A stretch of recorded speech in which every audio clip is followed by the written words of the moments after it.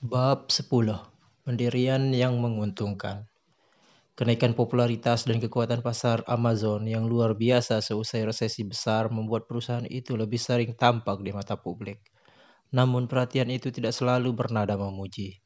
Selama 2010 dan 2011, Amazon berhadapan dengan makin riuhnya para pengkritik atas ketidaksediaan perusahaan itu memungut pajak penjualan dari negara bagian.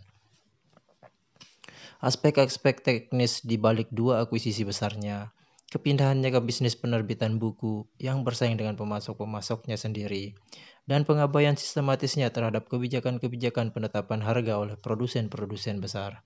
Hampir dalam semalam, perusahaan yang tadinya memandang diri sebagai kuda hitam abadi, sekarang terkesan bagi banyak orang seperti sebuah raksasa yang jauh dan seringkali arogan yang terus berusaha menetapkan aturan-aturan mainnya sendiri. Bezos dan beberapa Jeffbot yang diizinkan oleh Amazon untuk berbicara di depan umum menyempurnakan sebuah sikap pura-pura bingung ketika menanggapi kritik-kritik. Bezos sering berkata bahwa Amazon mempunyai keinginan untuk mengerti, yang merupakan sebuah jurus retorika yang mengesankan, yang menyiratkan bahwa justru lawan-lawannya yang tidak memahami perusahaan itu. Bezos juga menepis serangan-serangan dengan mengatakan bahwa Amazon adalah perusahaan penganut semangat misionaris, bukan tentara bayaran. Dikotomi itu diciptakan oleh John Doerr, yang sekarang merupakan mantan anggota Dewan Komisaris Amazon. Ia merumuskan setelah membaca buku falsafah bisnis karya temannya, Randy Komisar, yang berjudul The Monk and the Riddle pada tahun 2011. Misionaris mempunyai tujuan kesalehan dan berusaha menjadikan dunia sebuah tempat yang lebih baik. Sebaliknya, tentara bayaran berperang demi uang dan jabatan dan akan menggilas siapapun yang menghalangi jalannya. Bagi Bezos, setidaknya tak ada keraguan tentang peran mana yang diambil oleh Amazon. Sampai kapanpun saya akan lebih memilih menjadi misionaris daripada menjadi tentara bayaran. Demikian yang sering ia katakan. Salah satu paradoks besar dalam hal ini adalah biasanya justru misionaris yang mendapatkan uang lebih banyak. Para juru bicara Amazon menghadapi kontroversi-kontroversi ini secara sederhana, menyampaikan hal-hal yang sering mereka ulang. Jarang membiarkan diri masuk ke pembahasan rinci yang tidak menyenangkan seputar taktik-taktik agresif perusahaan. Tanggapan-tanggapan tersebut memiliki keunggulan karena sangat rasional sekaligus memenuhi kebutuhan strategis Amazon. Dan pendirian menguntungkan inilah yang sampai tingkat tertentu membantu mengarahkan Amazon dalam menjalani masa-masa ketika kritik datang bertubi-tubi. Meskipun resesi dalam banyak hal memberikan keuntungan bagi Amazon, memburuknya keuangan pemerintah setempat di Amerika Serikat dan Eropa membuatnya berhadapan dengan perang baru dengan pemungutan pajak penjualan. Salah satu keuntungan taktis terbesar perusahaan itu adalah menghindari pembayarannya. Ini sebuah pertarungan dengan pertaruhan yang tinggi karena ketika yang terlibat lebih dari dua pihak, tidak satu pun memainkannya secara sangat terbuka. Dan pendirian yang selama ini diambil oleh Amazon kebetulan sangat menguntungkan untuk kepentingan-kepentingan jangka panjangnya sendiri. Diawali pada sekitar 2007, ketika Gubernur New York, Eliot Spitzer, mengajukan usulan untuk menggalang jutaan dolar dengan cara memperluas definisi tentang apa yang dapat dikenai pajak di negara bagiannya. Amazon berhadapan dengan kemungkinan tidak menyenangkan bahwa pengecualian lamanya dari menambahkan 5-10% untuk pajak penjualan pada harga-harga sebagian besar produknya, yang telah membentuk keputusan-keputusan paling awalnya tentang di mana harus menjalankan operasi dan menempatkan kantor pusatnya akan segera berakhir. Usulan Spitzer gagal pada awalnya. Ia menariknya sehari setelah pengajuan, karena sambutan yang sangat tidak menggembirakan serta tanggapan balik yang menurut direktur anggarannya adalah kekhawatiran bahwa warga mungkin memandang rencana undang-undang itu sebagai sebuah kenaikan pajak. Akan tetapi, negara bagian New York mempunyai kekurangan anggaran 4,3 miliar dolar yang sangat perlu dibayar. Februari berikutnya, 1 bulan sebelum karir politik Spitzer runtuh akibat skandal prostitusi, Spitzer mengajukan kembali rencana undang-undangnya. David Peterson, penggantinya, mendukung proposal itu, dan dalam bulan April diloloskan sebagai undang-undang oleh Dewan Perwakilan Rakyat Negara Bagian di Albany. Undang-undang itu dengan cerdik menghindar dari keputusan Mahkamah Agung, Quill versus North Carolina, yang mendalilkan bahwa hanya pedagang-pedagang yang memiliki preferensi fisik atau neksus kesaling bergantungan, seperti etalase atau kantor, di sebuah negara bagian saja yang harus memungut pajak penjualan di sana. Secara teknis, pajak itu masih berlaku untuk belanja online, tetapi pihak pembeli yang harus membayar sendiri pajak itu. Undang-Undang New York menetapkan bahwa sebuah situs web afiliasi yang mengambil komisi dari penyerahan pelanggan kepada sebuah peritel online dianggap sebagai agen peritel itu. Dengan demikian, peritel tersebut secara resmi mempunyai presensi di negara bagian yang bersangkutan. Dengan keputusan ini, jika sebuah situs web penggemar Yankees di New York menghasilkan uang setiap kali seorang pengunjung mengklik sebuah tautan ke halamannya dan membeli buku kenangan mantan manajernya Joe Torre di Amazon.com, berarti Amazon yang berkantor di Seattle mempunyai sebuah etalase resmi di New York dan karena itu harus memungut pajak penjualan atas semua pembelanjaan yang dibuat di negara bagian itu. Amazon jelas tidak senang. Undang-undang New York itu mulai diberlakukan pada musim panas 2008 dan bersama Overstock.com, sebuah peritel online lain, Amazon menggugat di negara bagian itu dan kalah. Di depan umum, perusahaan itu mengeluh bahwa pemungutan pajak di setiap negara bagian merupakan sesuatu yang rumit dan tidak praktis. Saat ini ada sekitar 7.600 yurisdiksi berbeda di negara ini yang dikenakan pajak, termasuk pada hal-hal seperti pengerukan salju dan pembasmian nyamuk dengan abadi. Kata Paul Misener, Wakil Presiden Bagian Kebijakan Publik Global dan Masyarakat Umum Amazon mengenai perangnya melawan pajak. Amazon telah menghindari pemungutan pajak penjualan selama bertahun-tahun melalui berbagai cara yang cerdik. Di negara-negara bagian tempat perusahaan itu memiliki fulfillment center atau kantor-kantor lain seperti Lab 126, Amazon menghindari definisi apa yang dianggap presensi fisik dengan menyebut fasilitas-fasilitas itu sebagai cabang pembantunya yang tidak menghasilkan pendapatan. Sebagai contoh, Fulfillment Center di Fernley, Nevada, beroperasi sebagai sebuah entitas tersendiri yang bernama Amazon.com.nvdc Inc. Pengaturan-pengaturan ini mustahil luput dari pemeriksaan langsung, tetapi Amazon telah dengan cermat bernegosiasi dengan tiap negara bagian ketika membuka fasilitas-fasilitasnya, mengamankan campur tangan yang berlebihan dengan imbalan penyediaan lapangan kerja dan aktivitas ekonomi baru.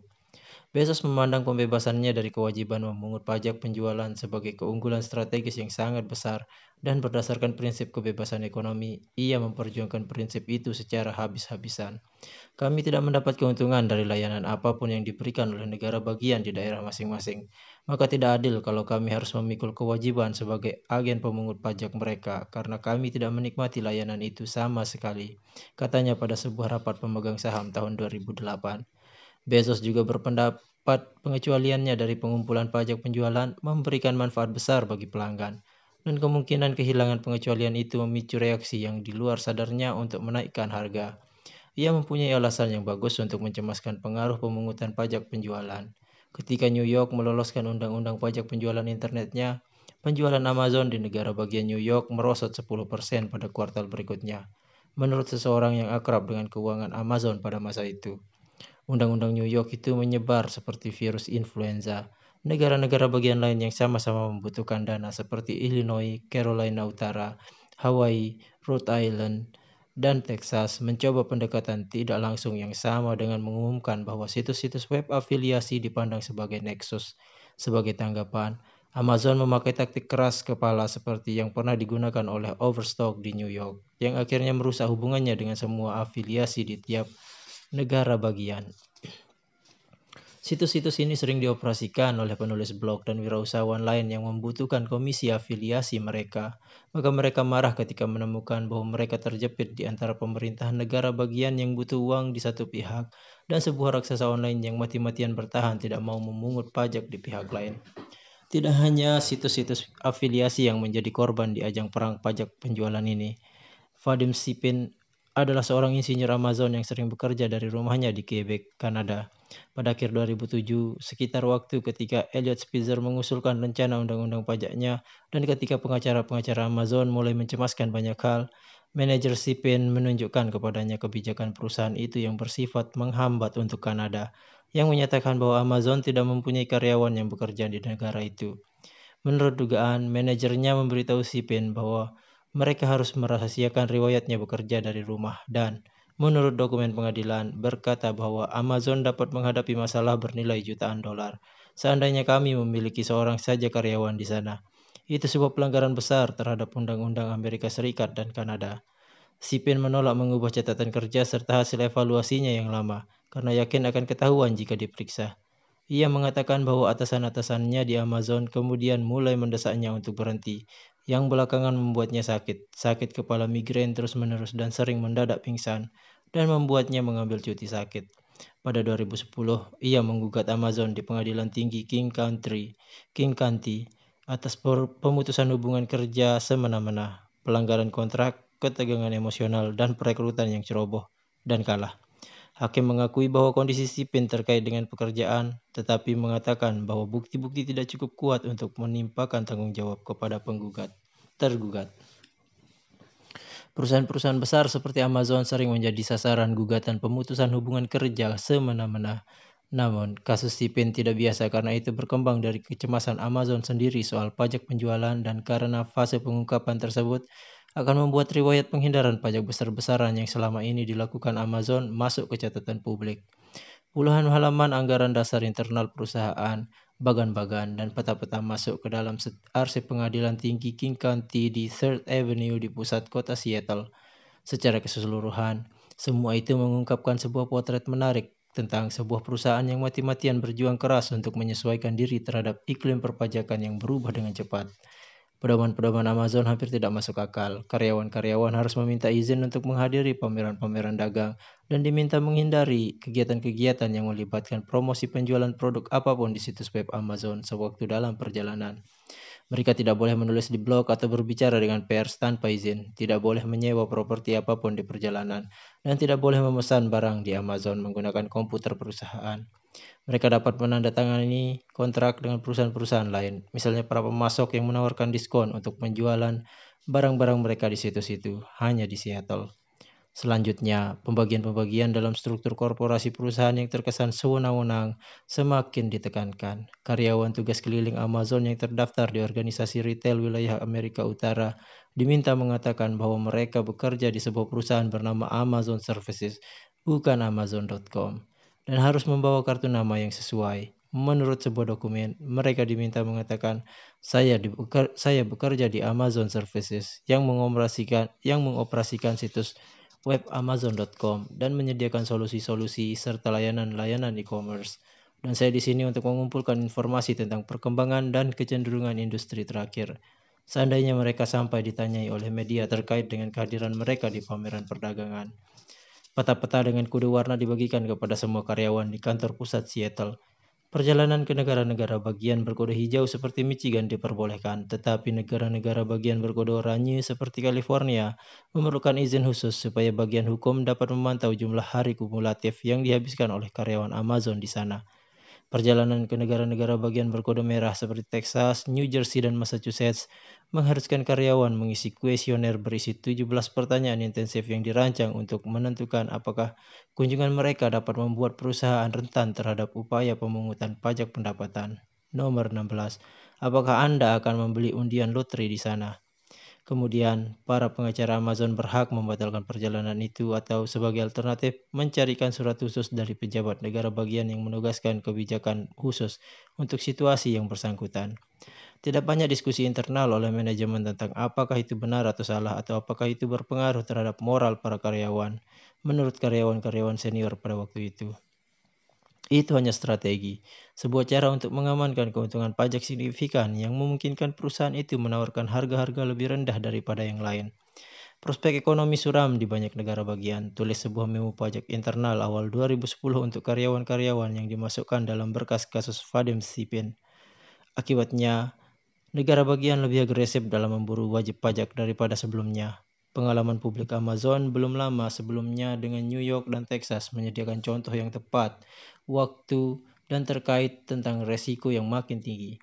Itu sebabnya perhatian kami terhadap masalah-masalah yang berkaitan dengan Nexus lebih penting daripada sebelumnya.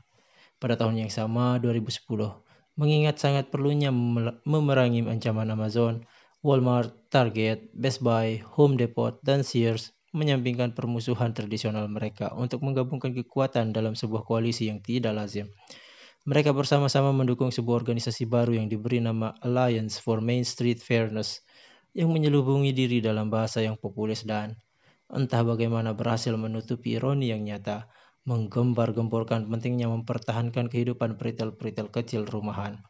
Organisasi itu mempekerjakan sebuah tim pelobi berdana cukup untuk meluncurkan situs-situs web canggih dan menyebarluaskan iklan-iklan, baik cetak maupun televisi ke seluruh negeri. Para CEO dari semua retail besar ini memantau kampanye itu secara serius. Mike Duke, CEO Walmart, sering mengadakan pertemuan kecil tentang perang pajak penjualan tersebut, kata dua orang pelobi yang terlibat dalam perang itu. Amazon menentang perluasan pajak penjualan itu secara agresif, menggalang kerjasama dengan para politikus melalui metode pemberian hadiah atau hukuman di daerah-daerah yang menurut mereka paling memerlukannya. Lapangan kerja. Pada 2011 di Texas, lembaga pembuat undang-undang meloloskan sebuah rencana undang-undang yang akan memaksa peritel-peritel online dengan fasilitas-fasilitas distribusi di negara bagian itu memungut pajak. Maka Amazon mengancam akan menutup fulfillment centernya yang berlokasi di luar Dallas, memberhentikan ratusan pekerja lokal dan membatalkan rencana-rencana pembangunan fasilitas serupa di sana. Gubernur Texas, Rick Perry, langsung menggunakan hak veto atas rencana undang-undang itu. Di Carolina Selatan, Amazon memenangkan sebuah pengecualian berdasarkan sebuah undang-undang baru menggunakan ancaman yang sama, dan perusahaan itu setuju untuk mengirim email kepada para pelanggan untuk mengingatkan bahwa mereka wajib membayar sendiri pajak penjualan. Di Tennessee, para legislator setuju untuk menunda sebuah rencana undang-undang ketika Amazon menawarkan membangun 3 fulfillment center baru di negara bagian itu. Selama pergesekan-pergesekan ini, Bezos mendukung sebuah rencana undang-undang federal yang menyederhanakan aturan pajak penjualan dan mewajibkannya pada industri e-commerce secara keseluruhan. Ini memiliki keuntungan dari sangat tidak mungkinnya skenario itu, mengingat kebuntuan politik yang sedang dialami oleh Washington DC pada waktu itu. Kalau saya mengatakan kepada konsumen, kami tidak diwajibkan memungut pajak penjualan karena konstitusi menyatakan dengan jelas sekali bahwa negara-negara bagian tidak dapat memaksa peritel-peritel dari luar negara bagian memungut pajak penjualan dan tidak dapat campur tangan dalam perdagangan antar negara bagian. Tetapi kami toh akan mengerjakannya karena kemauan sendiri. Itu tidak berdasar, kata Bezos kepada saya dalam sebuah wawancara tahun 2011.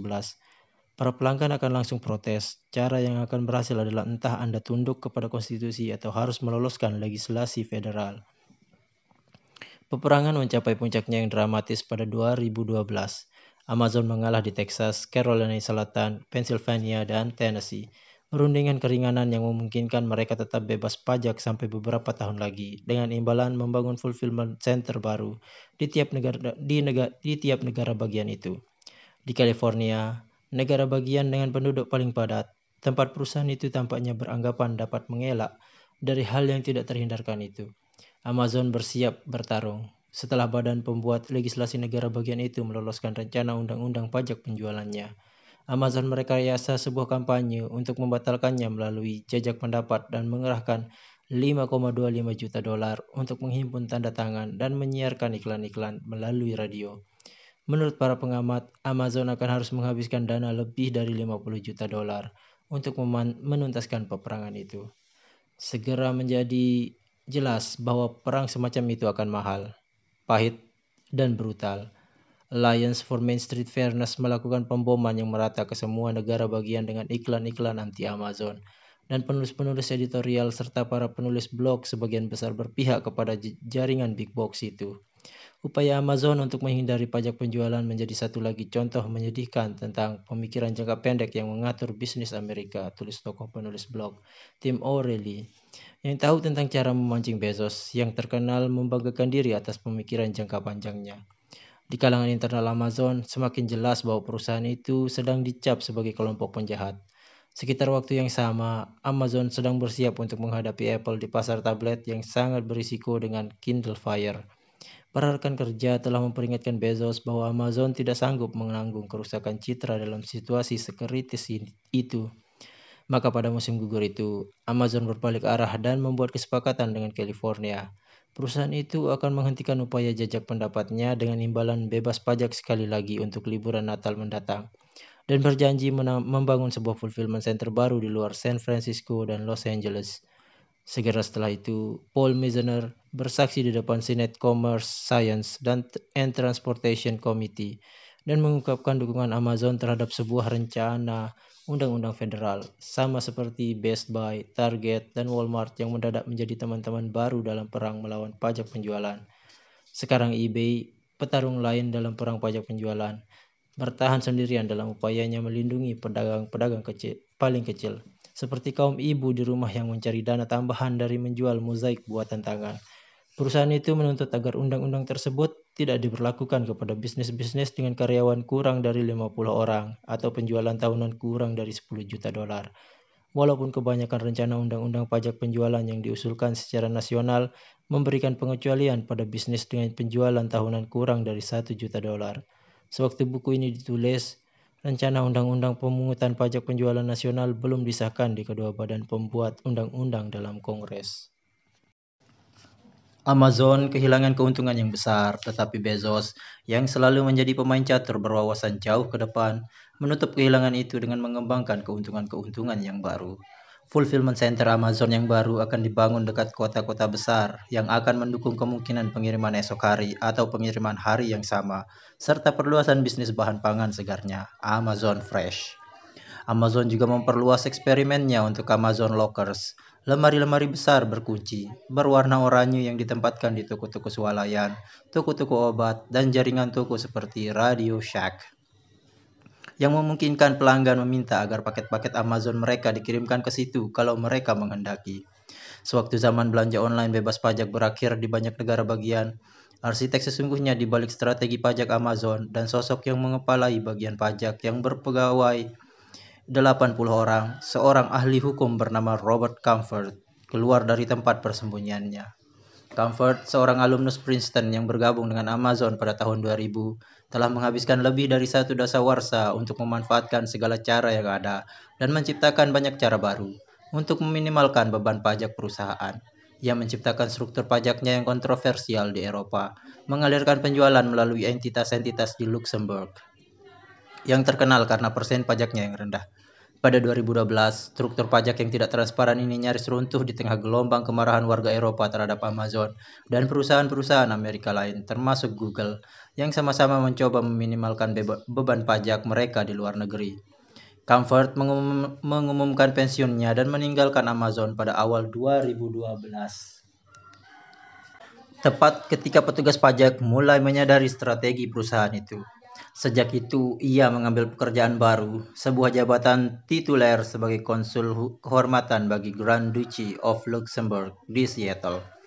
Dan untuk pertama kali dalam sejarahnya, Amazon harus berperang melawan pesaing-pesaing offline-nya di lapangan permainan yang adil. Ada sebuah kelompok rahasia di dalam Amazon dengan nama yang tampaknya diambil dari sebuah film James Bond, Competitive Intelligence. Kelompok itu yang sejak 2007 telah beroperasi di bawah naungan bagian keuangan yang dipimpin oleh eksekutif kawakan Tim Stone dan Jason Warnick, membeli produk-produk dalam jumlah besar dari para pesaing dan mengukur mutu serta kecepatan layanan mereka.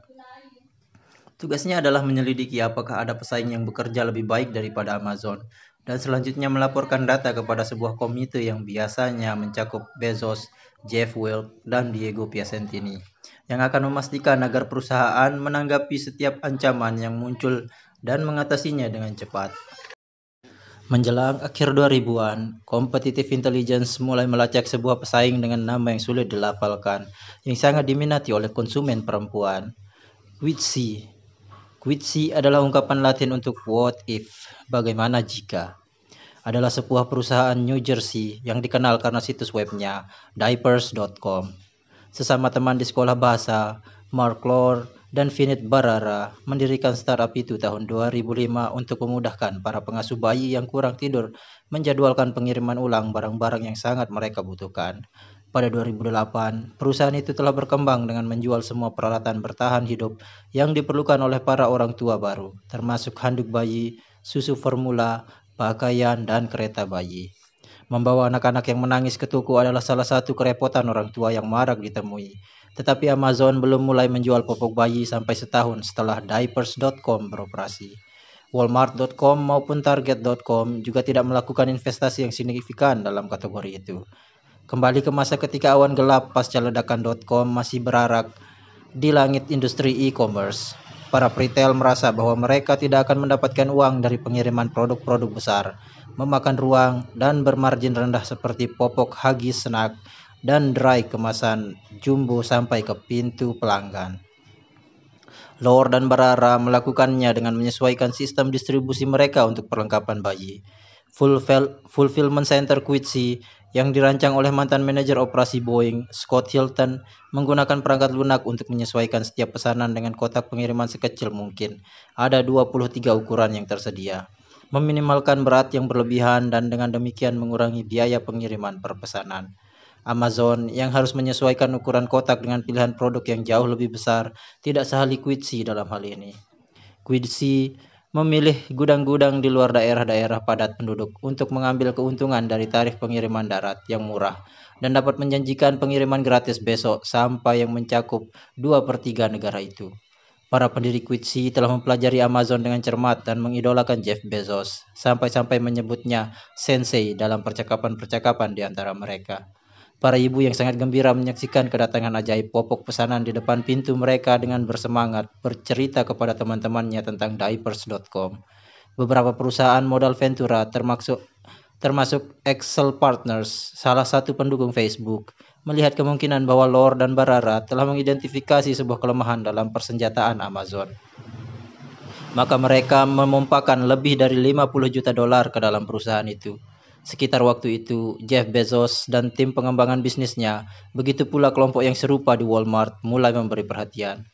Eksekutif-eksekutif dan perwakilan-perwakilan resmi dari Amazon, Quidsi, dan Walmart semua telah menolak membahas secara rinci keributan yang terjadi berikutnya.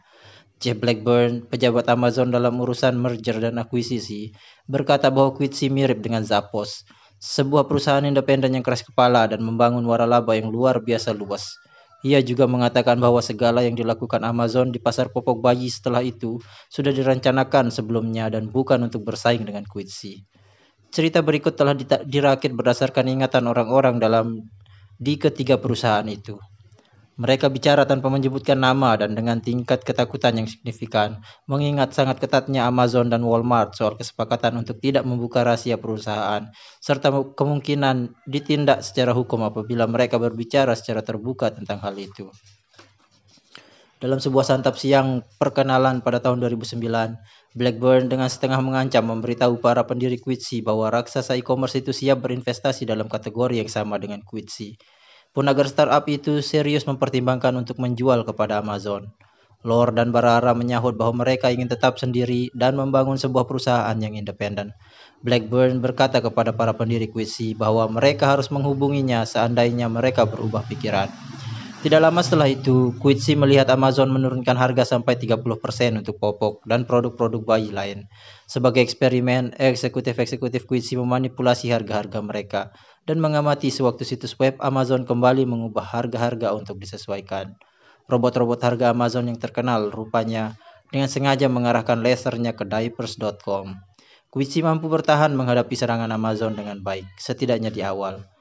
Perusahaan itu tidak mencoba menyesuaikan harga rendah Amazon, tetapi menekankan pada kekuatan mereknya dan terus meraup manfaat dari publikasi mulut ke mulutnya yang kuat. Quidsi juga menggunakan hubungan saling percayanya dengan pelanggan-pelanggan serta keahliannya dalam menangani pesanan untuk membuka dua situs web baru, soap.com untuk barang-barang kebutuhan rumah tangga dan beautybar.com untuk make up.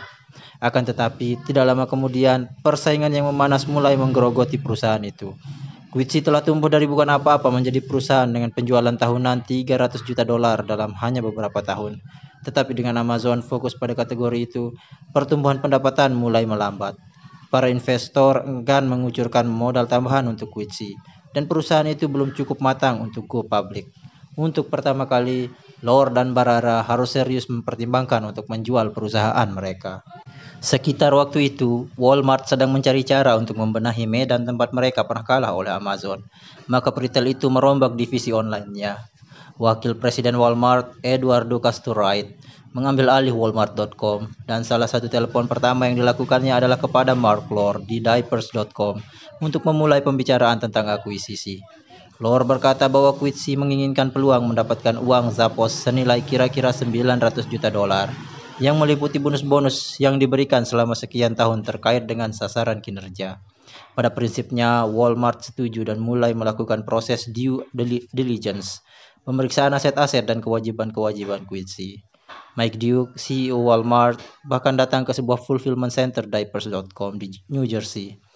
Bagaimanapun, penawaran resmi selanjutnya dari pihak Bentonville jauh di bawah angka yang pernah diminta. Maka Lore mengangkat telepon dan menghubungi Amazon. Pada September 2006, Lore dan Barara bertandang ke Seattle untuk bicara dengan Bezos tentang akuisisi Quidsi. Sewaktu mereka sedang menjalani rapat dengan Bezos pada pagi hari itu, Amazon mengadakan jumpa pers untuk memperkenalkan sebuah layanan baru bernama Amazon Mom. Itu sebuah penawaran yang manis bagi para orang tua baru. Mereka dapat menikmati layanan pengiriman 2 hari Prime secara cuma-cuma selama setahun. Sebuah program yang biasanya memungut biaya $79 untuk keanggotaan. Dan masih ada sejumlah iming-iming lain, termasuk tambahan diskon 30% untuk popok yang telah diskon. Apabila mereka menandatangani pengiriman popok bulanan secara teratur sebagai bagian dari sebuah layanan bernama Subscribe dan Save. Sementara itu di New Jersey, karyawan-karyawan Quidsi berusaha keras menghubungi para pendiri mereka untuk membahas tanggapan publik terhadap Amazon Mom. Bukan sebuah kebetulan jika mereka tidak berhasil menghubungi Lore dan Barara. Mereka sedang duduk dengan gembira dalam sebuah rapat di kantor Amazon, tidak menyadari apa yang sedang terjadi. Quidsi sekarang merasakan darahnya sendiri. Bulan itu, Diapers.com memasang harga $45 untuk 1-2 Pampers. Amazon menandikinya dengan $39, dan para pelanggan Amazon Mom yang menjadi anggota Subscribe dan Save bisa mendapatkan barang yang sama dengan harga kurang dari $30. Pada saat itu, eksekutif-eksekutif Quidsi mencermati yang mereka ketahui tentang biaya pengiriman, memasukkan harga borongan dari Procter & Gamble, kemudian menghitung bahwa Amazon akan rugi sekitar $100 juta selama 3 bulan untuk kategori popok saja. Di Amazon, Bezos telah merasionalkan langkah-langkah ini sebagai bagian dari kepentingan jangka panjang perusahaan untuk menyenangkan pelanggan dan membangun bisnis barang-barang sekali pakai mereka. Ia meminta Wakil Presiden bagian pengembangan bisnisnya, Peter Krawiec, untuk tidak mengeluarkan dana lebih dari jumlah tertentu untuk membeli Quidsi, tetapi tetap memastikan agar Amazon dalam situasi apapun tidak kalah oleh Walmart. Sebagai hasil pertemuan Bezos dengan Lore dan Barara, Amazon sekarang memiliki masa 3 minggu yang eksklusif untuk mempelajari catatan keuangan Quidsi dan setelah itu mengajukan penawaran.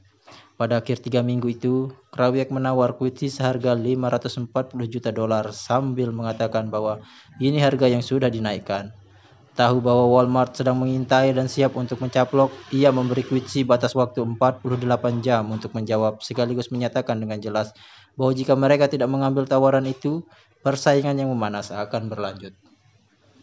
Walmart seharusnya mempunyai sebuah keunggulan alami dalam pertarungan ini. Jim Breyer, managing partner di salah satu pendukung modal Ventura Quidsi, Axel, juga merupakan anggota Dewan Komisaris Walmart. Akan tetapi, reaksi Walmart kurang cepat. Pada saat Walmart menaikkan penawarannya menjadi $600 juta, Quidsi telah terlanjur menerima daftar persyaratan Amazon. Mike Duke menelpon dan meninggalkan pesan untuk beberapa Dewan Komisaris Quidsi, meminta mereka dengan sangat agar tidak menjual ke Amazon. Pesan-pesan itu disalin dan dikirimkan ke Seattle karena Amazon telah mendalilkan dalam daftar persyaratan pendahuluan bahwa Quidsi wajib menyampaikan informasi tentang setiap penawaran berikutnya. Ketika eksekutif-eksekutif Amazon mengetahui penawaran terbaru Walmart, mereka melancarkan tekanan lebih gencar lagi, mengancam para pendiri Quidsi bahwa Sensei, sebagai pesaing yang sangat berapi-api, akan mendorong harga popok sampai $0 seandainya mereka pindah ke Walmart. Petinggi-petinggi Quidsi mengadakan rapat darurat untuk membahas proposal Amazon dan kemungkinan membiarkannya jatuh tempo dan setelah itu mengulang negosiasi dengan Walmart. Akan tetapi, keinginan kuat Bezos yang seperti Khrushchev untuk mengambil e-commerce yang setara dengan opsi termonuklir dalam perang harga popok itu membuat Quidsi cemas bahwa posisi mereka akan terbuka dan rentan seandainya ada sesuatu yang salah dalam kemitraan yang dipaksakan dengan Walmart. Maka eksekutif-eksekutif Quidsi bertahan dengan Amazon, sebagian besar karena takut. Kesepakatan itu diumumkan pada 8 November 2010. Program Amazon Mom yang merugi jelas sengaja dibuat untuk mendorong Diapers.com ke jalan buntu dan memaksakan penjualannya, dan seandainya pada waktu itu ada yang meragukan Amazon, keraguan itu dengan cepat dienyahkan oleh aksi-aksi perusahaan itu berikutnya. 1 bulan sesudah perusahaan itu mengumumkan akuisisi Quidsi, Amazon menghentikan pendaftaran anggota baru untuk program itu. Akan tetapi, tidak lama berselang, Federal Trade Commission atau FTC menyelidiki kesepakatan tersebut. Dan beberapa minggu sesudah Amazon menutup program tadi, Amazon berubah pikiran dan membukanya kembali, walaupun dengan diskon jauh lebih kecil. Federal Trade Commission menyelidiki akuisisi itu selama 4,5 bulan, menaikkan standar pemeriksaannya sampai ke fase permintaan kedua, yakni meminta kedua perusahaan memberikan informasi lebih banyak tentang transaksi tersebut. Kesepakatan itu mengandung sejumlah hal yang mencurigakan, kata seorang pejabat FTC yang terlibat dalam pemeriksaan itu. Sebuah persaingan yang sangat ketat dan signifikan serta merger yang terjadi sesudahnya telah mengakibatkan salah satu pemain besar dalam kategori itu gulung tikar. Akan tetapi, transaksi itu akhirnya disetujui, antara lain karena tidak menimbulkan monopoli. Tidak sedikit perusahaan lain seperti Costco dan Target yang menjual popok baik online maupun offline. Bezos kembali menang, melumpuhkan sebuah pesaing yang masih tunas dan menambah perbendaharaan mata dagangan di Everything Store-nya. Seperti Zappos, Quidsy diperbolehkan beroperasi secara independen dalam naungan Amazon dari New Jersey. Dan tidak lama kemudian Quidsy meluaskan usahanya ke perlengkapan hewan peliharaan dengan Wag.com dan ke mainan dengan Yoyo.com. Walmart telah kehilangan kesempatan untuk mengakuisisi sebuah tim wirausahawan berbakat yang pernah bersaing ketat dengan Amazon dalam sebuah kategori produk penting. Dan kalangan internal yang terlibat sekali lagi ternganga mengagumi bagaimana Bezos merekayasa sebuah akuisisi lain dengan mendorong targetnya ke pinggir jurang tanpa perasaan. Menurut salah seorang pengamat yang pernah duduk dekat arena pertarungan, mereka sepenuhnya bersedia membakar seluruh medan perang agar keluar sebagai pemenang. Kecemasan terhadap Amazon tidak hanya dialami oleh New Jersey, Las Vegas, dan beberapa tempat lain di Amerika. Kota industri Solingen, Jerman, di separuh perjalanan antara Düsseldorf dan Köln, terkenal karena produksi silet dan pisau yang bermutu tinggi. Keahlian pandai besi di daerah itu sudah ada sejak 2000 tahun silam, dan dewasa ini kota itu menjadi pusat industri pisau Eropa dan tempat asal bagi merek-merek terkenal seperti Wüsthof, sebuah perusahaan berusia 200 tahun yang telah dikelola oleh 7 generasi keluarga Wüsthof berturut-turut. Pada 1960-an, Wolfgang Wüsthof memperkenalkan produk kelas atas perusahaan itu ke kawasan Amerika Utara, naik bus dari kota ke kota dengan sebuah koper penuh pisau. 40 tahun kemudian, cucu kemenakannya, Harald Wüsthof, mengambil alih perusahaan itu dan mulai menjualnya ke jaringan retail seperti Williams Sonoma dan Macy's. Kemudian pada awal 2000-an, Wüsthof mulai memasok barang-barangnya ke Amazon.com. Selama 50 tahun kiprahnya di Amerika, Wüsthof telah memantapkan diri sebagai sebuah merek premium, sering memenangkan penghargaan-penghargaan dari majalah-majalah seperti Consumer Reports dan Cooks Illustrated. Karena alasan itu, Wüsthof dapat memasang harga $125 untuk sebilah pisau dapur hollow ground 20 cm yang terbuat dari baja karbon tinggi dengan uji laser. Bahkan meskipun pisau dapur berukuran serupa dijual hanya seharga $20 di Target. Mempertahankan harga jual setinggi itu penting sekali bagi sebuah perusahaan yang mempekerjakan ratusan tenaga terampil di pabriknya. Tetapi harus bersaing di kategori yang penuh dengan produk-produk lebih buruk yang di mata orang-orang yang tidak terlatih tampak kurang lebih sama. Itu pula sebabnya mengapa hubungan 5 tahun Amazon dengan Wüsthof seperti hubungannya dengan begitu banyak merek dan pabrik di seluruh dunia telah sama berdarahnya dengan duel pisau sungguhan. Pabrik-pabrik tidak boleh memaksakan harga retail untuk produk-produk mereka. Akan tetapi, mereka dapat memutuskan retail mana yang akan menjual produk-produk itu. Dan satu cara untuk mendapatkan kekuasaan itu adalah dengan menetapkan harga dasar menggunakan sebuah alat yang disebut MAP atau MAP atau Minimum Advertised Price. MAP mengharuskan retail-retail offline seperti Walmart tetap di atas ambang batas harga tertentu dalam brosur-brosur dan dalam iklan-iklan surat kabar. Retail online memiliki beban yang lebih tinggi. Halaman-halaman produk mereka dipandang sebagai iklan, maka mereka harus memasang harga promosi mereka tepat sesuai atau di atas MAP, karena jika tidak, mereka harus berhadapan dengan kemarahan pabrik dan risiko dikuranginya jumlah produk yang dialokasikan atau bahkan ditariknya produk-produk pabrik terkait sepenuhnya. Selama beberapa tahun pertama menjual pisau-pisau Wüsthof, Amazon menghormati keinginan perusahaan Jerman itu dalam hal penetapan harga. Ketika itu Amazon adalah mitra yang baik, memesan produk dalam jumlah besar sewaktu pengunjungnya makin banyak dan tepat waktu dalam melunasi tagihan-tagihannya. Amazon dengan cepat menjadi retail online teratas Wüsthof dan penjual terbesar kedua di Amerika Serikat secara keseluruhan, sesudah Williams Sonoma. Kemudian, ketegangan dalam hubungan mereka dimulai, sewaktu perangkat lunak pricing bot Amazon memberikan hasil kerja lebih baik dalam merambah web dan mencari serta menyesuaikan harga-harga rendah di mana-mana. Amazon berulang-ulang melanggar persyaratan Map Wüsthof, menjual produk-produk seperti pisau koki Grand Prix $125 dengan harga $109. Wüsthof merasa memerlukan Map untuk mempertahankan nilai mereknya dan melindungi pengrajin-pengrajin pisau kecil independen yang sangat berperan dalam sekitar seperempat penjualan perusahaan itu, yang tidak sanggup bekerja dengan diskon sebesar itu. Mereka orang-orang yang membangun merek saya, kata Rene Arnold, CFO Wüsthof Trident of America. Amazon tidak dapat menjual sebuah pisau baru. Mereka tidak dapat bertindak seperti sebuah toko. Wüsthof akhirnya berhenti mengirim produk ke Amazon pada 2006. Rasanya menyakitkan bagi kami, kata Arnold. Kami kehilangan penjualan setidaknya dalam jangka pendek. Namun kami percaya produk dan merek kami lebih kuat daripada merek distributor-distributor kami. Selama 3 tahun berikutnya, sampai 2009, ketika Wüsthof berubah pikiran dan memulai hubungan menyakitkan babak kedua dengan Amazon, pisau-pisau Wüsthof absen dari rak Amazon. Perusahaan-perusahaan yang membuat barang dan perusahaan-perusahaan yang menjualnya telah mengalami berbagai versi dari perang semacam ini selama berabad-abad. Dengan komitmennya untuk memberikan harga murah setiap hari dan perkawinan yang cerdas antara retail langsung dengan pasar pihak ketiga, Amazon telah menaikkan ketegangan bersejarah ini ke tataran yang baru. Seperti Sam Walton, Bezos merasa perusahaannya bertugas menghapus ketidakefisienan dari rantai pemasokan dan memberikan harga yang serendah mungkin pada para konsumen. Eksekutif-eksekutif Amazon memandang Map dan cara-cara sejenis sebagai pilar-pilar terakhir metode bisnis gaya lama. Alasan perusahaan-perusahaan yang tidak efisien untuk mengamankan margin mereka yang berlebihan. Amazon telah bereksperimen dengan begitu banyak cara, termasuk sebuah teknik yang disebut hide the price.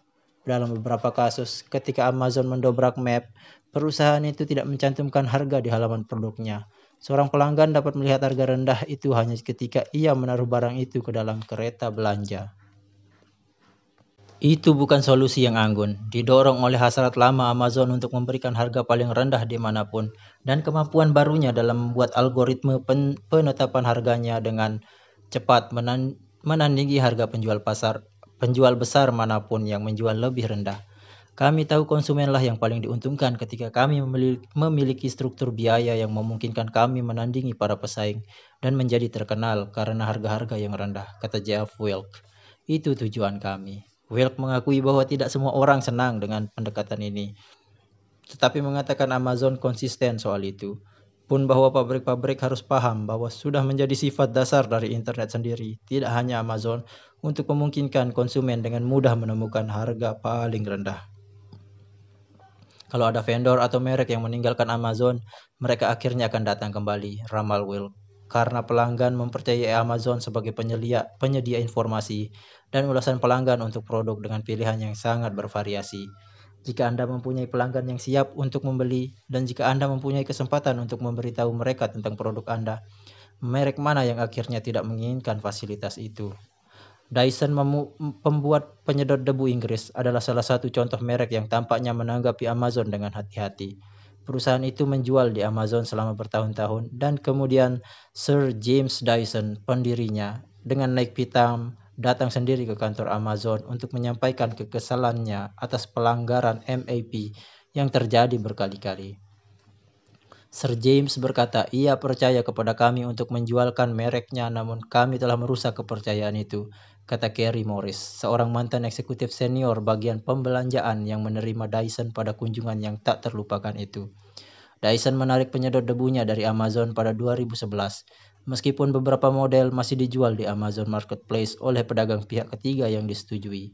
Dalam beberapa tahun lalu, perusahaan-perusahaan seperti Sony dan Black & Decker telah berturut-turut menarik berbagai produk dari situs itu. Apple secara khusus tidak memberi kebebasan bagi Amazon untuk menjual produk-produknya. memasok iPod dalam jumlah terbatas, dan tidak memberikan hak jual iPad atau iPhone. Meledaknya Amazon sebagai tempat berjualan menjadi sumber utama ketegangan antara Amazon dan perusahaan-perusahaan lain. Selama bulan-bulan liburan tahun 2012, 39% produk yang dijual di Amazon didapatkan melalui penjual pihak ketiganya, naik dari 36% untuk tahun sebelumnya. Perusahaan itu mengatakan bahwa lebih dari 2 juta penjual pihak ketiga dari seluruh dunia menggunakan Amazon Marketplace, juga bahwa mereka menjual 40% produk lebih banyak pada tahun 2012 daripada tahun 2011. Bisnis marketplace adalah sesuatu yang menguntungkan bagi Amazon karena perusahaan itu mengambil komisi 6-15% secara keseluruhan untuk tiap penjualan tanpa harus mengeluarkan biaya untuk pembelian dan penyimpanan di gudang. Sebagian peritel yang menjual melalui Amazon Marketplace agaknya mempunyai hubungan yang tidak waras dengan perusahaan itu, khususnya jika mereka tidak memiliki daya jual yang unik atau berkelanjutan, misalnya untuk produk yang eksklusif. Amazon memantau dengan cermat yang mereka jual, mencatat barang-barang yang laku dengan cepat, dan sering mulai menjual produk itu sendiri. Dengan membayar komisi pada Amazon dan membantunya menemukan produk-produk yang sangat laku, peritel-peritel di Amazon Marketplace pada dasarnya membantu pesaing mereka yang paling ganas. Pada 2003, Michael Ross adalah direktur eksekutif di figleaves.com, sebuah situs pakaian dalam dan pakaian renang online berbasis di London yang menjual perlengkapan olahraga populer buatan merek Inggris, Shock Absorber. Fig Leaves sudah lama menjadi perhatian Amazon. Untuk memperkenalkan kiprah pertama perusahaan itu di Amerika Serikat melalui Amazon Marketplace, Ross membantu mengatur pertandingan tenis berat sebelah dan hanya untuk hiburan antara Jeff Bezos dan bintang iklan Shock Absorber, petenis Anna Kournikova. Fig Leaves menjual barang-barangnya di Amazon Marketplace selama beberapa tahun, tetapi meninggalkannya dengan kecewa pada akhir 2008. Waktu itu, Amazon.com memajang pakaian dalam dan pakaian renang perempuan yang beragam sekali dari Shock Absorber, dan Fig Leaves menjual sedikit sekali di situs itu. Di sebuah dunia tempat konsumen memiliki pilihan yang terbatas, Anda perlu bersaing untuk lokasi, kata Ross, yang selanjutnya ikut mendirikan e-commerce, sebuah perusahaan konsultan e-commerce Inggris. Namun, di sebuah dunia tempat konsumen memiliki pilihan tidak terbatas, Anda perlu berjuang untuk mendapatkan perhatian, dan ini memerlukan sesuatu yang lebih dari sekadar menjual produk-produk orang lain. Bahkan, para penjual yang tumbuh dengan subur di Amazon Marketplace cenderung mencermatinya dengan hati-hati. Green Cupboards, sebuah perusahaan penjual produk-produk berwawasan lingkungan, seperti deterjen untuk mesin cuci dan perlengkapan hewan peliharaan yang ramah lingkungan, telah berkembang menjadi sebuah perusahaan berkaryawan 60 orang hampir sepenuhnya karena hasil penjualan melalui Amazon. Terlepas dari kenyataan bahwa pendirinya, Josh Neblett, mengatakan bahwa marketplace sebenarnya membuat para retail masuk ke situasi yang buruk. Race to Zero. Perusahaannya terus bersaing dengan penjual-penjual lain dan dengan bisnis retail Amazon sendiri untuk memberikan harga serendah mungkin dan untuk meraih buy box menjadi default seller untuk produk tertentu di situs itu. Persaingan harga yang ganas itu cenderung menekan harga dan meniadakan margin laba. Akibatnya, Green Cupboards harus menjadi lebih seperti Amazon untuk bisa bertahan hidup di sana. Neblett mengatakan bahwa perusahaannya telah makin baik dalam menyediakan produk-produk baru yang laku, mengunci produk-produk eksklusif, dan membangun organisasi yang ramping. Saya selama ini selalu memandangnya sebagai sebuah permainan, sehingga yang kami pikirkan adalah bagaimana cara terbaik untuk memainkannya, katanya. Kendati demikian, seperti dikatakan oleh Wilk, beberapa perusahaan yang sempat mungkir akhirnya akan kembali lagi ke Amazon, tergoda oleh 200 juta pelanggan aktif dan penjualan yang cepat di situs itu. Karyawan-karyawan Amazon sendiri telah membandingkan penjualan pihak ketiga dengan ketagihan heroin. Para penjual itu tiba-tiba kebanjiran pesanan dan merasakan kenikmatan yang membuai sewaktu penjualan meledak. Namun selanjutnya berkembang menjadi ketagihan dan merusak diri sendiri ketika Amazon mulai memangkas margin penjual-penjual itu dan menjual produk serupa dengan harga lebih rendah. Para penjual tahu mereka tidak boleh mengonsumsi heroin, tetapi mereka tidak dapat berhenti mengonsumsi heroin, kata Carrie Morris yang pernah menjabat di bagian pembelanjaan Amazon. Mereka memaksa, memaki, mengomel, dan mengancam sampai akhirnya sadar bahwa mereka harus berhenti. Wusthof, perusahaan pembuat pisau Jerman, terjerumus kembali pada 2009.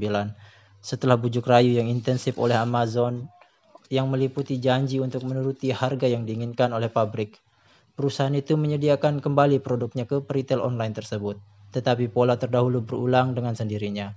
Sebagai contoh, seperangkat pisau mewah Wusthof yang terdiri atas 12 pisau dengan MAP $199 muncul di situs itu dengan harga $179. Rene Arnold, sang CFO, kewalahan menampung keluhan-keluhan dari mitra-mitra peritelnya karena harga mereka tetap 10% lebih tinggi.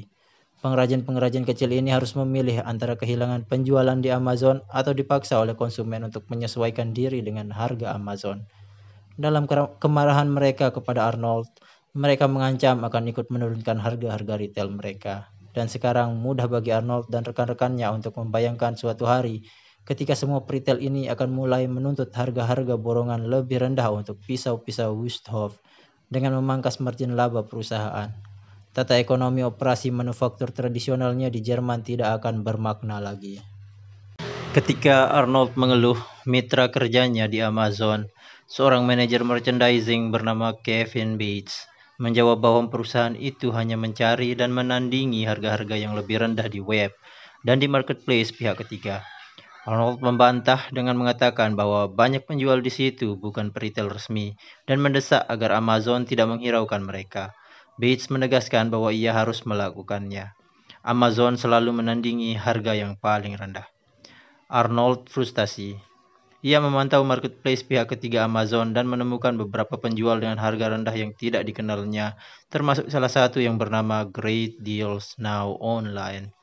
Perusahaan-perusahaan misterius ini tampaknya selalu menjual pisau-pisau Wusthof secara obral, namun Arnold tidak tahu siapa mereka, dan Amazon tidak menyediakan jalan untuk mengontak mereka. Ia mungkin tahu seseorang yang bisa mendapatkan produk berlebih, atau ia mungkin kenal karyawan di Bed Bath dan Beyond yang menadah barang curian dari pusat distribusi, kata Arnold. Konsumen tidak akan pernah memberikan nomor kartu kredit mereka kepada orang ini. Tetapi karena ia ada di platform Amazon, mereka menganggapnya bersih, menganggapnya baik. Arnold merasa bahwa marketplace milik Amazon sendiri memungkinkan penetapan diskon yang destruktif yang digunakan oleh bisnis retailnya sebagai cara untuk menjual lebih rendah dari MAP. Pada 2011, Wusthof sekali lagi memutuskan untuk mengakhiri hubungannya dengan Amazon. Untuk membantu menerangkan kepada atasannya mengapa Wusthof menghentikan salah satu saluran penjualan terbaiknya, Rene Arnold meminta sebuah pertemuan dengan Amazon dan mendatangkan Harald Wusthof dari Jerman. Wusthof dalam usia pertengahan 40-an dengan rambut putih bergelombang dan senyum yang ramah, barangkali tidak pernah dalam hidupnya difoto tanpa sebilah pisau tajam di tangannya. Pertemuan itu di kantor Amazon di Seattle berlangsung dengan tegang. Kevin Bates ditemani oleh atasannya, Dan Joy, seorang direktur kategori hardline seperti peralatan dapur dan meja makan. Bates dan Joy tampaknya betul-betul terkejut ketika mendengar bahwa Wusthof akan berhenti dan mereka bersumpah akan mendapatkan pisau Wusthof dari pasar abu-abu.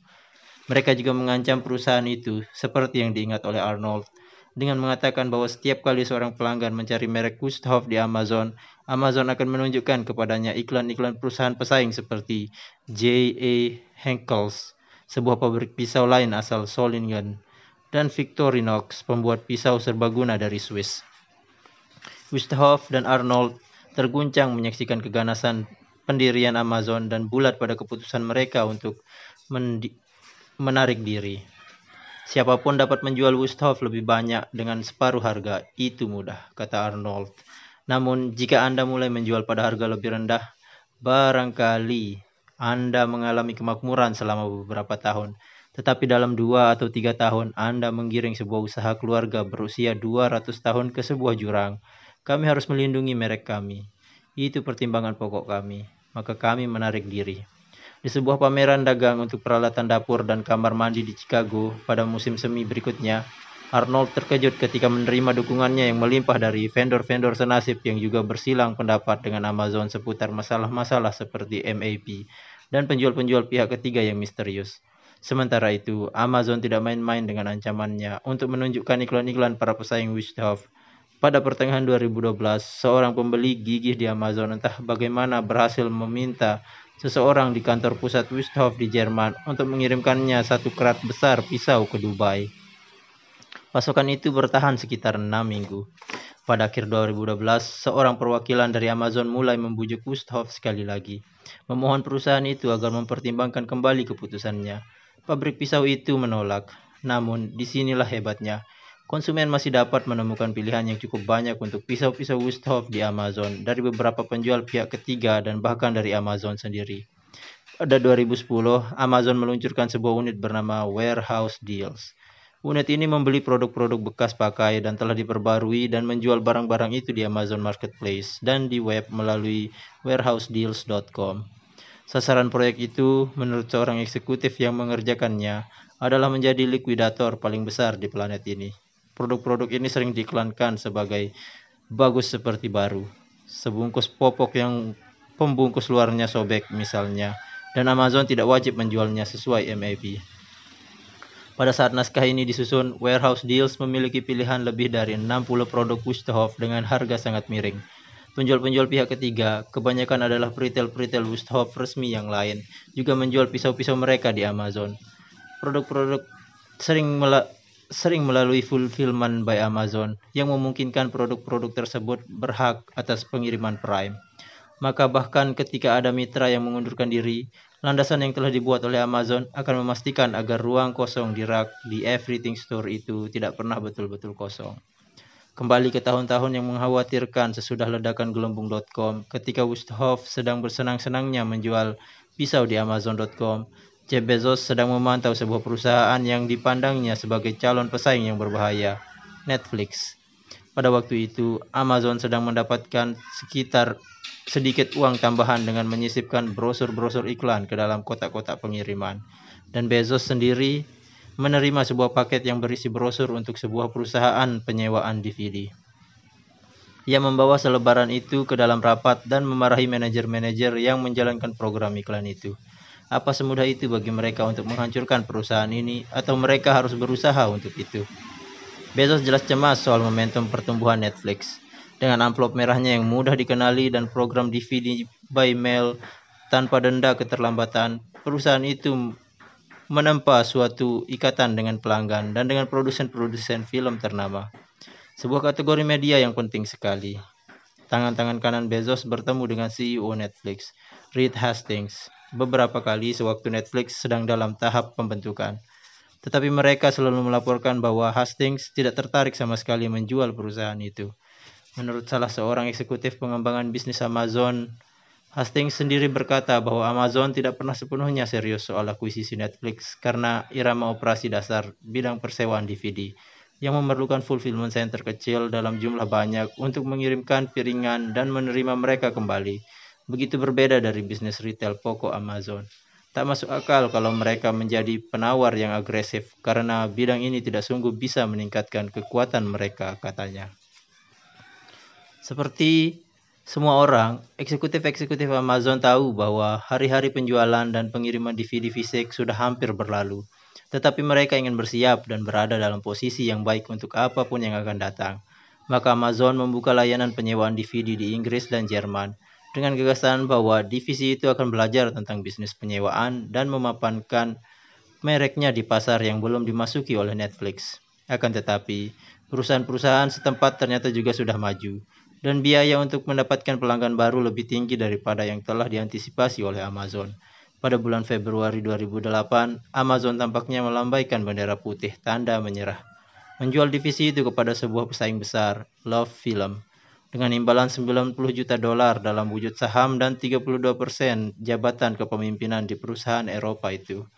Jeff Blackburn pada waktu itu berkata bahwa menurut Amazon, masa depan dalam bisnis penyewaan DVD tidak begitu menjanjikan, pun bahwa kami menjual bisnis DVD kami pada mereka karena mereka tampak menghargainya secara berlebihan. Love Film adalah sebuah perusahaan dengan pembentukan seperti dongeng Frankenstein, gabungan dari sejumlah kelompok tiruan Netflix yang secara bertahap saling bergabung untuk mengendalikan sebagian besar pasar penyewaan Inggris dan Jerman. Akibatnya, perusahaan ini mempunyai pemegang saham yang sangat banyak, termasuk beberapa perusahaan pemodal Ventura yang menonjol. Sebuah dewan komisaris yang besar dan dengan silang pendapat internal yang seru tentang langkah-langkah strategisnya. Amazon menjadi pemegang saham paling besar sesudah transaksi itu dan belakangan mengonsolidasikan cengkeramannya pada startup itu ketika salah satu investor lain, perusahaan pemodal Ventura Eropa bernama Arts Alliance, menjual 10% sahamnya ke Amazon. Greg Greeley, mantan eksekutif keuangan yang pernah memimpin operasi Amazon di Eropa, bergabung dengan Dewan Komisaris Love Film. Sesuai rencana, Amazon mengamati dari luar arena, mempelajari dan dengan sabar menunggu terbukanya sebuah celah. Pada awal 2009, pasar home video dengan mantap bergeser ke arah streaming film online dan menjauh dari pengiriman piringan-piringan fisik melalui jasa pos.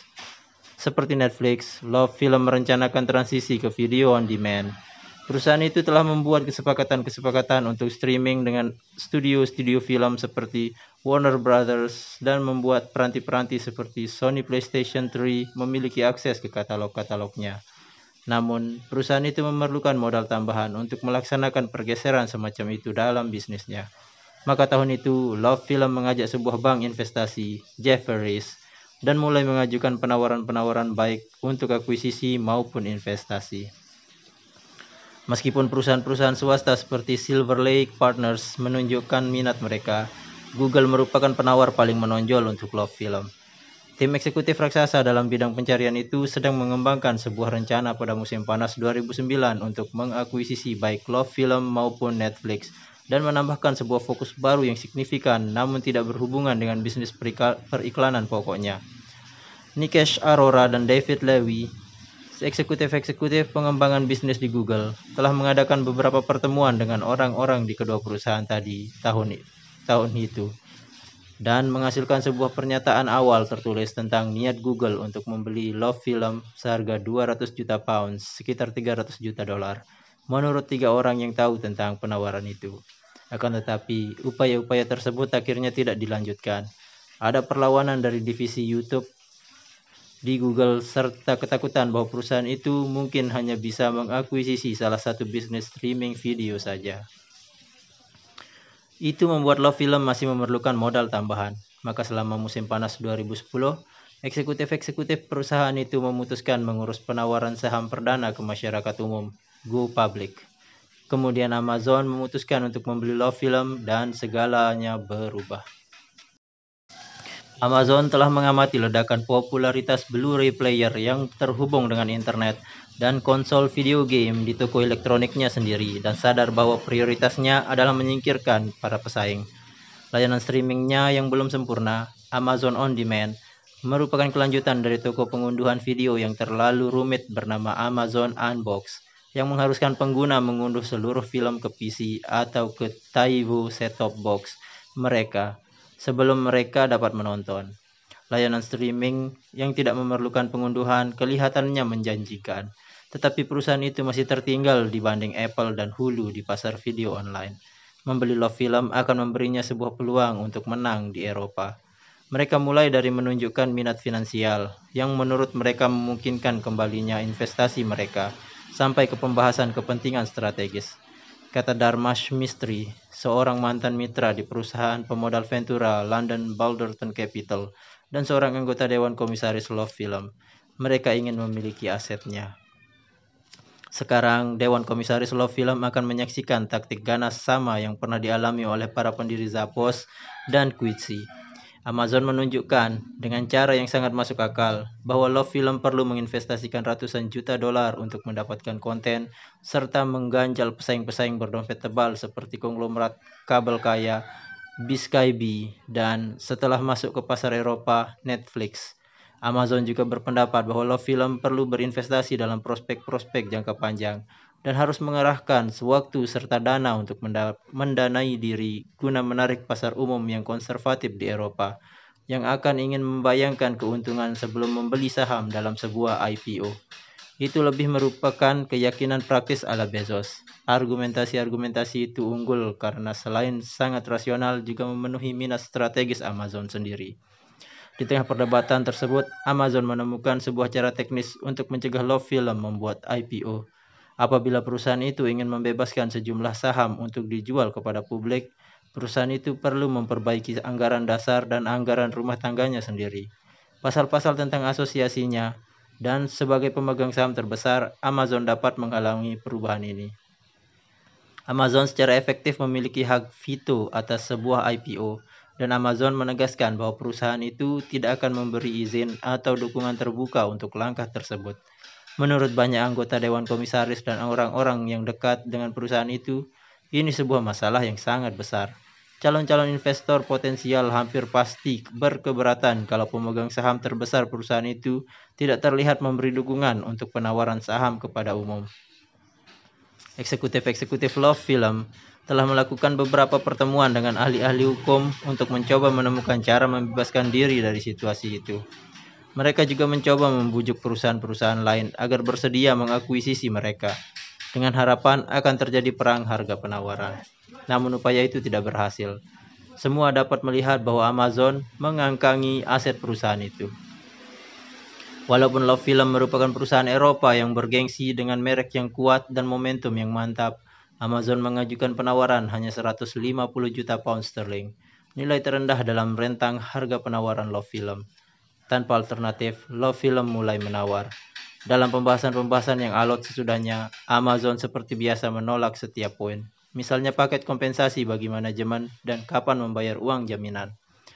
Pengacara-pengacara Love Film tercengang menyaksikan sikap tidak mau mengalah yang ditunjukkan oleh para juru runding Amazon. Pembicaraan itu berlangsung lebih dari 7 bulan, dan akuisisi akhirnya diumumkan pada bulan Januari 2011. Amazon akhirnya membayar hampir 200 juta pound sterling atau sekitar 300 juta dolar. Kira-kira jumlah sama yang pernah ditawarkan oleh Google meskipun Love Film telah memperluas basis pelanggan serta katalog digital film-filmnya dalam masa 1,5 tahun setelah penawaran Google.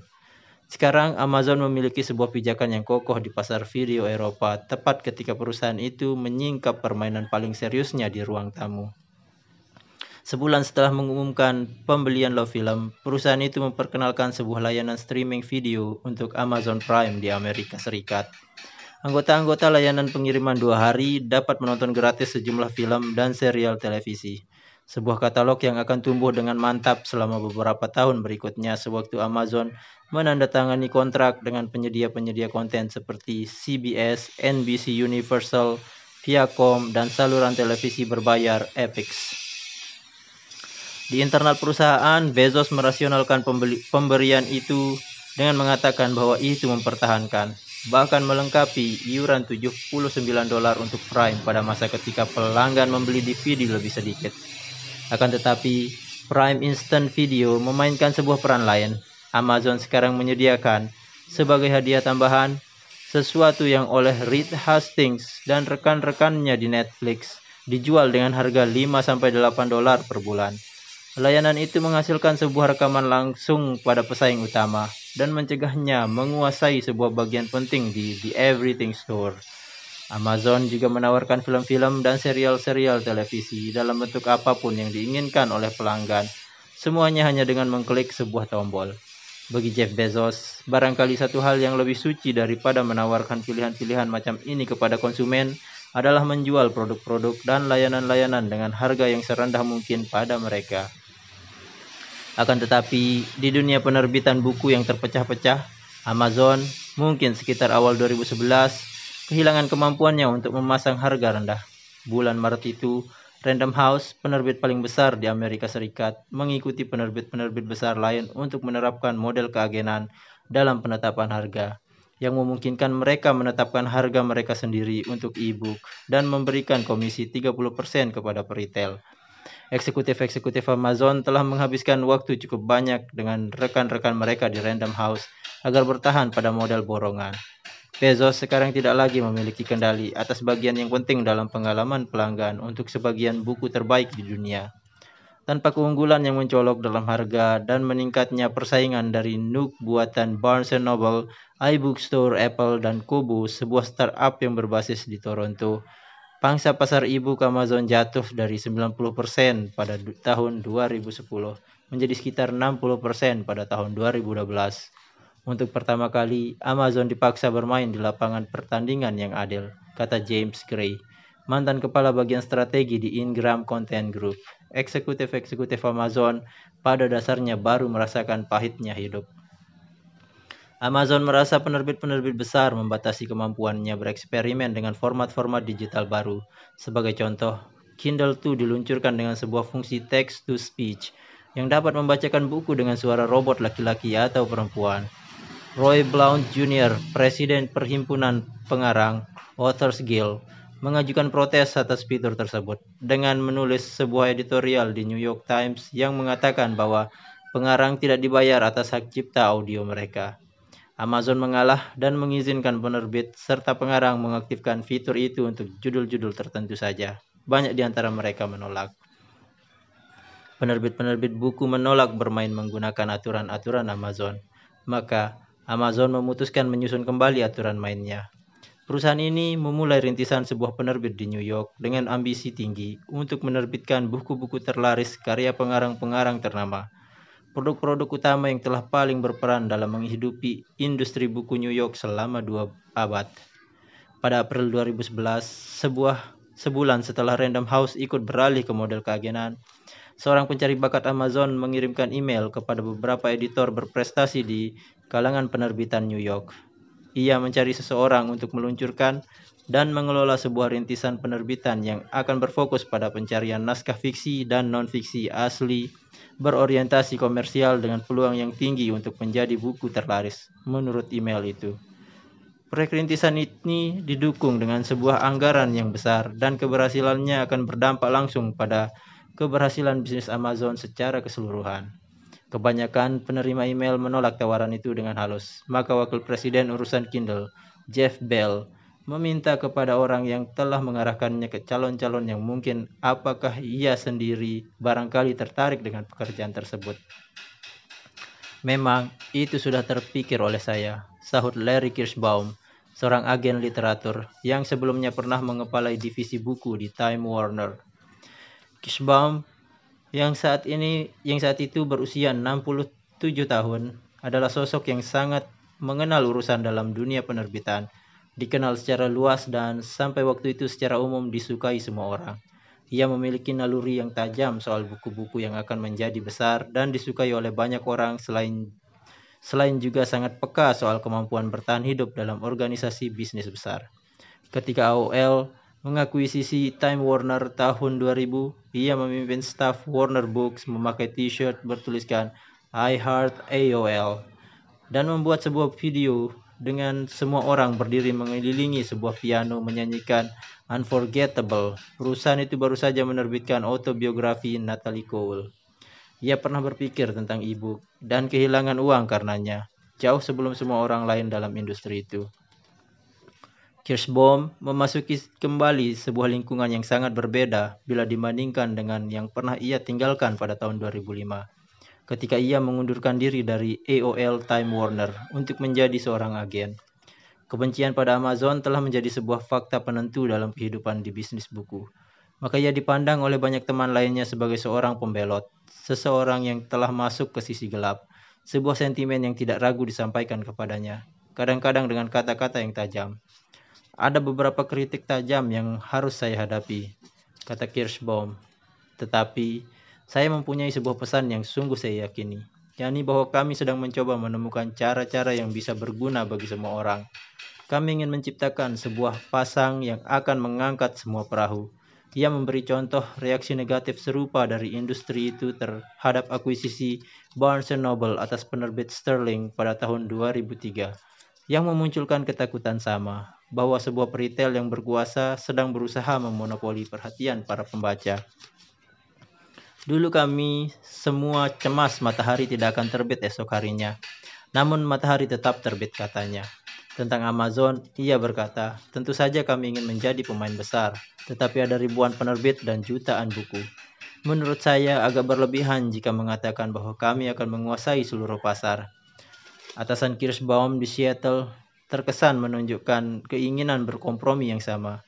Bisnis penerbitan kami secara keseluruhan adalah sebuah laboratorium in-house yang memungkinkan kami bereksperimen menuju sasaran, mencari cara-cara baru, dan menarik untuk menghubungkan pengarang dan pembaca, kata Jeff Bell pada saya untuk sebuah artikel utama Business Week tentang Amazon Publishing pada awal 2012. Bukan maksud kami untuk menjadi Random House atau Simon & Schuster atau HarperCollins. Menurut saya orang-orang sulit mempercayai hal itu. Eksekutif-eksekutif Amazon percaya bahwa penerbit-penerbit buku telah secara tidak rasional berpikir tentang kemungkinan kematian mereka sendiri dan beranggapan bahwa menolak perubahan-perubahan, seperti ketika mereka menolak buku-buku bersampul tipis dan toko-toko buku superstore, adalah sebuah tindakan kesatria bagi industri itu. Dan ketika harus menjawab pertanyaan-pertanyaan seputar topik itu, eksekutif-eksekutif Amazon menyempurnakan gaya pura-pura bingung dengan menekankan bahwa media melebih-lebihkan perkara itu dan memberinya perhatian yang tidak semestinya. Kadang-kadang dengan penjelasan-penjelasan yang makin rumit dan menegaskan kecemasan para penerbit. Pabrik es telah menjadi bagian yang sangat penting dalam budaya Amerika selama bertahun-tahun dan tujuannya adalah agar makanan Anda tetap segar, kata Donald Katz, pendiri dan eksekutif kepala anak perusahaan Amazon, Audible. Akan tetapi, ketika lemari pendingin ditemukan untuk menggantikan fungsinya, bukan pendapat pabrik es yang dianggap penting. Orang-orang juga tidak menghabiskan banyak waktu untuk menulis soal itu. Pihak penerbit buku hanya perlu mendengarkan Jeff Bezos sendiri untuk memelihara rasa takut mereka. Pendiri Amazon itu berulang-ulang mengatakan ia tak begitu peduli kepada para penjaga gerbang lama media. Dengan model bisnis yang dibuat selama zaman analog dan dengan tugas memeriksa isi kemudian secara subjektif memutuskan yang harus dikonsumsi oleh masyarakat. Sekarang kita hidup di zaman baru dengan begitu banyak orang yang kreatif. Ketika mudah bagi siapapun untuk menciptakan sesuatu, mencari penggemar, dan membiarkan pasar menentukan imbalan ekonomi yang sesuai. Bahkan para penjaga gerbang yang bertujuan mulia itu justru memperlambat inovasi, tulis Bezos dalam suratnya kepada para pemegang saham tahun 2011. Ketika sebuah platform melayani diri sendiri, bahkan gagasan-gagasan yang mustahil dapat dicoba, karena tidak ada penjaga gerbang ahli yang siap untuk mengatakan itu tidak akan pernah berhasil. Dan selanjutnya, tebak. Banyak di antara gagasan-gagasan mustahil itu ternyata berhasil, dan masyarakat menikmati manfaat dari keragaman yang terjadi. Beberapa minggu setelah surat itu diterbitkan, Bezos berkata kepada Thomas Friedman dari New York Times, "Saya menyaksikan dihilangkannya penjaga gerbang di mana-mana." Kalau masih ada keraguan soal pendirian alami Bezos, Friedman kemudian membayangkan sebuah dunia penerbitan yang melibatkan hanya pengarang yang mendapatkan sebagian besar royalti, Amazon, dan pembaca. Setidaknya sekarang semua sudah terbuka, kata seorang agen buku terkenal pada masa itu. Para penerbit kemudian balik menyerang. Dunia buku bersama-sama menolak proyek baru Amazon dalam penerbitan itu.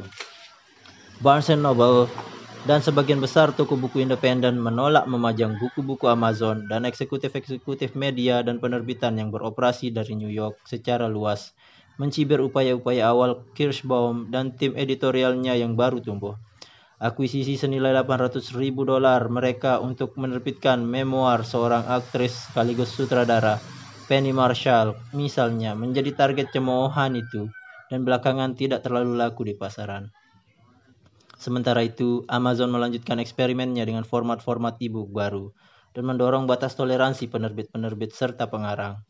Perusahaan itu memperkenalkan Kindle Single, sebuah format e-book seukuran novel, dan Prime Lending Library, yang memungkinkan anggota-anggota Prime yang memiliki peranti pembaca Kindle meminjam sebuah buku digital selama sebulan secara cuma-cuma. Akan tetapi, Amazon menyertakan buku-buku dari banyak penerbit kelas menengah dalam katalog peminjamannya tanpa meminta izin, dengan alasan bahwa perusahaan telah membeli buku-buku itu secara borongan dan karena itu merasa dapat menetapkan harga retail berapapun, termasuk nol dalam kasus ini. Dalam kekisruhan yang terjadi, Authors Guild menyebut usaha penyewaan itu sebuah penerapan kekuasaan ekonomi yang brutal, maka Amazon menghentikannya. Bezos dan rekan-rekannya mengabaikan kesulitan-kesulitan awal yang pernah dihadapi oleh divisi Kirschbaum di New York, dan berkata bahwa mereka akan mengukur keberhasilannya dalam jangka panjang. Mereka tampaknya menempatkan upaya-upaya penerbitan langsung mereka untuk zaman mendatang ketika buku-buku elektronik telah menjadi bagian besar di pasar penerbitan, dan ketika jaringan-jaringan macam Barnes & Noble mungkin tidak lagi berada dalam wujudnya yang sekarang. Di dunia itu, Amazon sendiri yang akan masih berdiri, menerbitkan tidak hanya karya-karya penulis baru yang acak-acakan, tetapi juga pengarang-pengarang dengan nama besar yang sudah dikenal. Dan Larry Kirschbaum dapat sekali lagi menjadi orang yang paling populer dan barangkali satu-satunya orang penerbitan yang masih ada di New York City. Bahkan ketika Kirschbaum mengumumkan pengunduran dirinya dari Amazon pada bulan Oktober 2013, perusahaan itu bertekad untuk terus membangun divisi penerbitannya di tempat yang terkenal dengan penerbitan bukunya, New York City.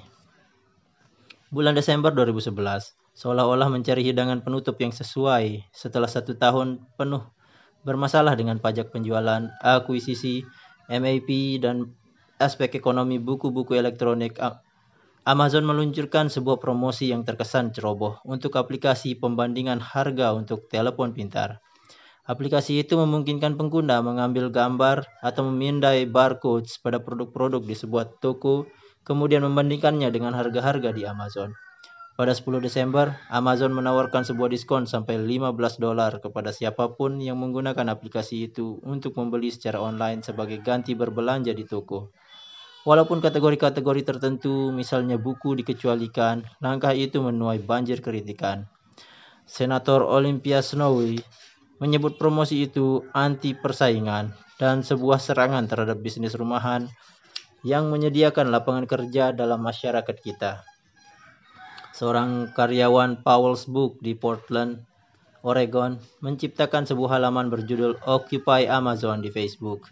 Seorang juru bicara Amazon mengungkapkan bahwa aplikasi itu dimaksudkan terutama untuk membanding-bandingkan harga di jaringan-jaringan retail besar, tetapi itu tidak memberi pengaruh. Kritik terus berdatangan, menuduh Amazon menggunakan pelanggan-pelanggannya untuk memata-matai harga-harga pesaing dan merebut penjualan dari pedagang-pedagang kecil rumahan. Awalnya saya mengira aplikasi pembanding harga Amazon dibuat dengan kesombongan dan niat jahat.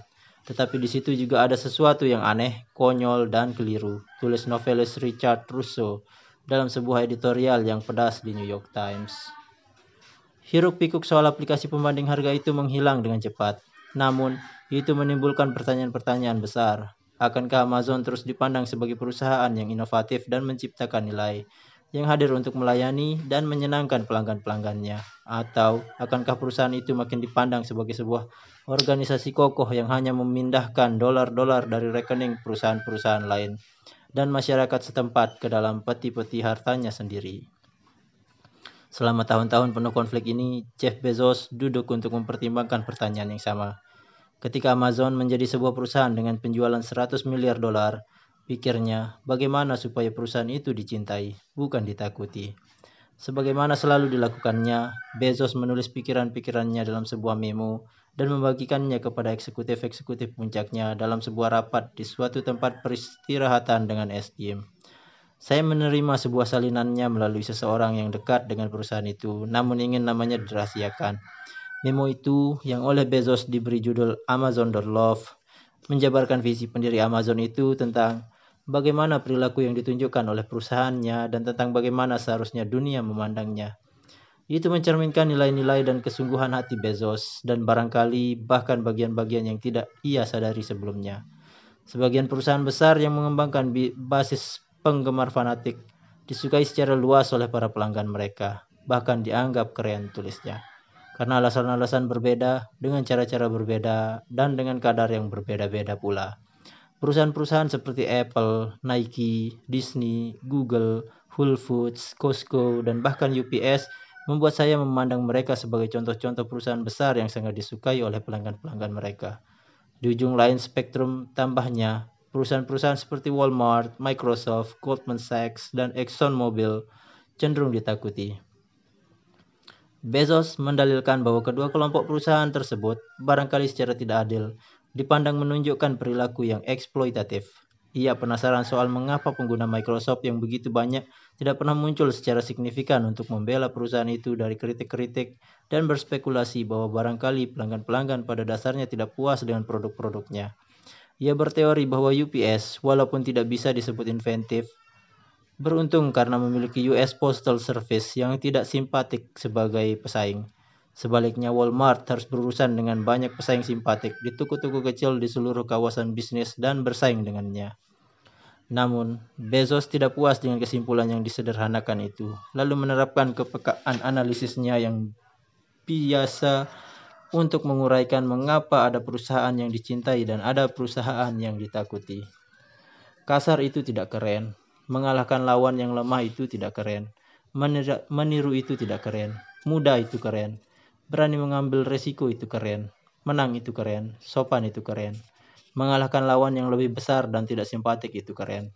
Inventif itu keren. Petualang itu keren. Penakluk itu tidak keren.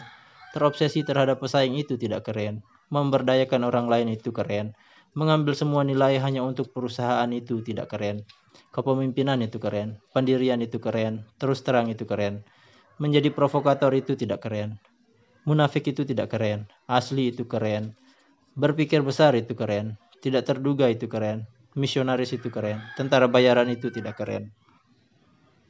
Pada sebuah spreadsheet yang dilampirkan, Bezos mencantumkan 17 atribut termasuk sopan, dapat diandalkan, berani, mengambil risiko, dan berpikir besar, kemudian menyusun peringkat untuk belasan perusahaan berdasarkan karakteristik tertentu.